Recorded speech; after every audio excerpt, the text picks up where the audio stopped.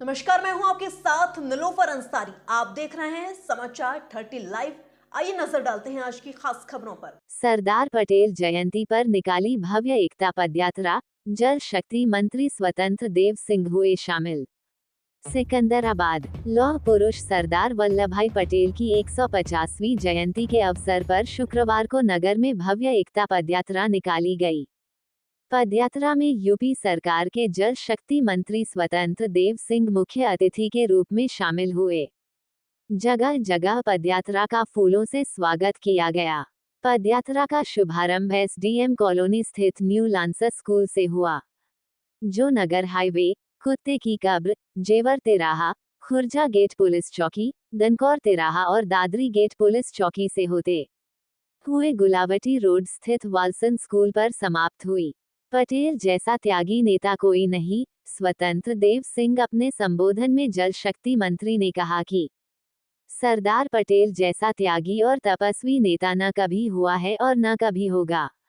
उन्होंने कहा कि प्रधानमंत्री नरेंद्र मोदी के नेतृत्व में आज कश्मीर के श्रीनगर चौक पर तिरंगा शान से लहरा रहा है। उन्होंने ये भी बताया कि सरदार पटेल की विश्व की सबसे ऊंची प्रतिमा स्टैच्यू ऑफ यूनिटी के निर्माण में देश के हर गांव से लोहा और मिट्टी जुटाई गई थी। 500 रियासतों का शांतिपूर्ण विलय पटेल की अद्वितीय उपलब्धि। सुरेंद्र नागर। राज्यसभा सांसद सुरेंद्र नागर ने कहा कि सरदार पटेल ने 500 से अधिक रियासतों को भारत में शांतिपूर्वक मिलाकर राष्ट्र की नींव मजबूत की। उन्होंने कहा कि प्रधानमंत्री मोदी ने स्टैच्यू ऑफ यूनिटी का निर्माण कराकर पटेल के योगदान को अमर कर दिया है। नागर ने ये भी कहा कि प्रधानमंत्री के नेतृत्व में देश विकास और एकता के नए आयाम स्थापित कर रहा है। कई नेता और कार्यकर्ता रहे मौजूद। कार्यक्रम में सांसद डॉक्टर महेश शर्मा, एमएलसी नरेंद्र सिंह भाटी, जिला अध्यक्ष विकास चौहान, विधायक लक्ष्मीराज सिंह, दीपक दुलेहरा समेत बड़ी संख्या में पार्टी पदाधिकारी और कार्यकर्ता शामिल हुए।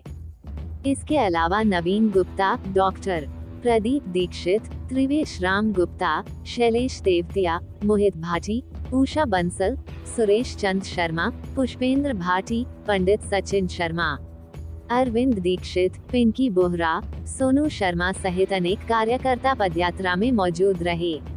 पदयात्रा में हर वर्ग के लोगों की उपस्थिति ने नगर में एकता, राष्ट्रभक्ति और सामाजिक सौहार्द का संदेश दिया।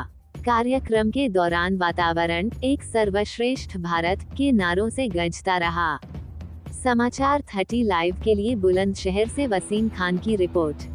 आज ये पदयात्रा निकाली जा रही है, इसका सरदार पटेल की 150वीं शताब्दी वर्ष जन्म जयंती को शताब्दी वर्ष मनाया जा रहा है। और सरदार पटेल ने जो देश के लिए काम किया, एक तरह का उनका जीवन त्याग और तपस्या का। आज़ादी के बाद पहले ऐसे लीडर थे जिनको कांग्रेस ने 15 राज्यों के बजाय 13 राज्यों के मत में वोट, और कांग्रेस का जो राष्ट्रीय अध्यक्ष होता है वो देश का प्रधानमंत्री बनता है। तो 13 उनके पक्ष में देने के बाद भी वोट जब वो महात्मा गांधी से पूछने जाते हैं तो महात्मा गांधी कहते हैं कि आप पर्चा वापस लें। और ऐसा व्यक्तित्व चाहता था, विद्रोह भी कर सकते थे, तब भी पूरा देश उनके साथ खड़ा था, कुछ भी कर सकते, लेकिन वो महात्मा गांधी से तर्क वितर्क नहीं किया। एक अनुशासन प्रिय, देश के प्रति समर्पण, त्याग और तपस्या की प्रतिमूर्ति। उन्होंने आए तुरंत पर्चा वापस लिया और पंडित नेहरू देश के प्रधानमंत्री। तो उनके जीवन का एक त्याग दिखाया जाता है कि ऐसे आज़ादी के बाद एक पहला लीडर है जो देश का सत्ता मिल रहा हो और सत्ता को छोड़कर जो भी नेता कहता है उसकी बात मानते हैं। दूसरी घटना उनके जीवन का, लगभग 563-62 रियासतों में से हिंदुस्तान की 559 रियासतें बिना डंडा लाठी के एक सूत्र में बंध गई, और 3 रियासतें जो जूनागढ़ हैदराबाद, वह भी कोई ज़्यादा ताकत नहीं लगाना पड़ा, वह भी जूनागढ़ भाग गया और हैदराबाद में मिल गया। और कश्मीर एक शेष था बचा, जो आज आदरणीय मोदी जी आने के बाद 370 धारा जो सरदार पटेल का सपना था वह साकार किया। लेकिन राष्ट्र की एकता अखंडता की आज जो एक सूत्र में पूरा दुनिया देश हमारा बना हुआ है तो सरदार पटेल के कारण है। और सरदार पटेल की निकाली। सर, आपने जम्मू कश्मीर की बात की है, मैं आपको यहाँ ये याद दिला दूँ कि दिल्ली के अंदर जो धमाका हुआ उसका दर्द लोग भूल नहीं पाए कि श्रीनगर से एक दर्दनाक खबर आ गई है। देखिए, कुल मिलाकर हम लोगों के विपक्ष में और देश के खिलाफ ऐसी बहुत सी गुमराह शक्तियाँ काम कर रही हैं और आप निश्चिंत रहिए, आदरणीय मोदी जी के रहते हुए कोई भी दोषी बख्शा नहीं जाएगा, न छोड़ा जाएगा।